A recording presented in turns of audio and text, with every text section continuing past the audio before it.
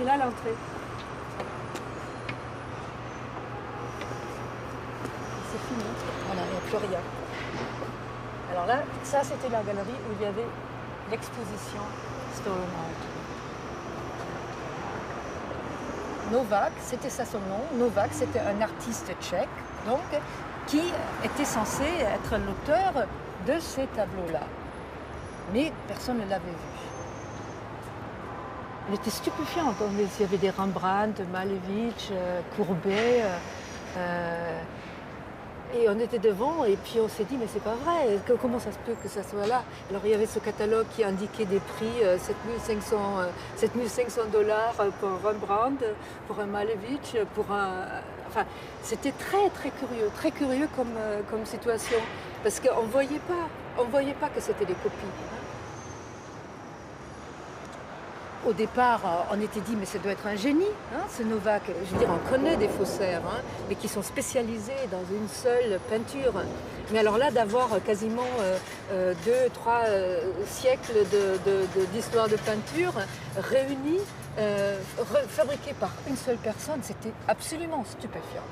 Well, maybe a week or 10 days after the opening, so that's what, late June 1978, early one afternoon, I see this huge black limousine arrive and stop just across the street from the gallery. The doors open, and out of the limo comes this very rich, very notorious art collector. And he'd come with this, court of his to visit the exhibition. He owned one of the original paintings, you see, the Seascape by Courbet. And word had reached his ears that there was another version of that same painting to be seen in town, amazingly well reproduced by this totally unknown Czech artist, Pavel Novak. So the whole gang enters the gallery, right? And the old man walks straight to Novak's Courbet, stands in front of it, and begins to stare at it, without a word, for one long minute. Then another, then another. I mean, he must have stood there for a whole hour, still without a word. And he scrutinized the whole painting. His eyes were like two slits.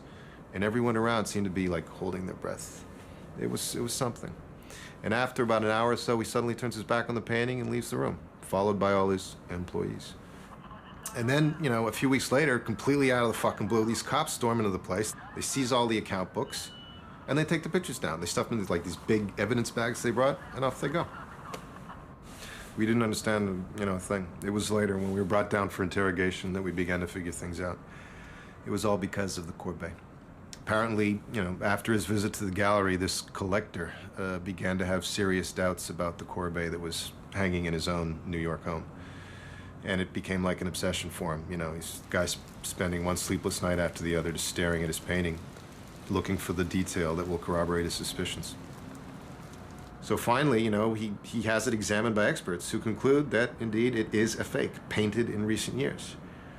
So this collector, very powerful man, anyway, he files a complaint against the gallery for reception of stolen goods. And the cops buy the whole story. Next thing you know, they come crashing in. Then this new team of experts examines the Courbet that was part of the Novak exhibition and declared it to be the original that had been stolen from the old man's collection and replaced with a forgery inside the man's home, almost under his very nose.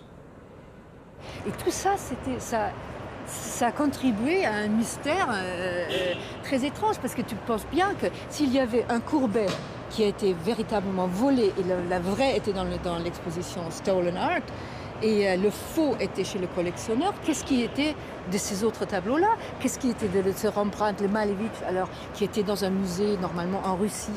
Alors on aurait pu s'attendre à ce qu'il y avait une réaction dans la presse, qu'il y avait des statements des directeurs de musées qui disent « Ah voilà, on a fait une expertise, ce tableau-là, il est faux, il est vrai, enfin... mais plus rien, c'est plus rien. » Après cet article dans le New York Times, qui relatait donc la descente de la police et que l'exposition a été fermée, plus rien, on n'a plus jamais entendu parler.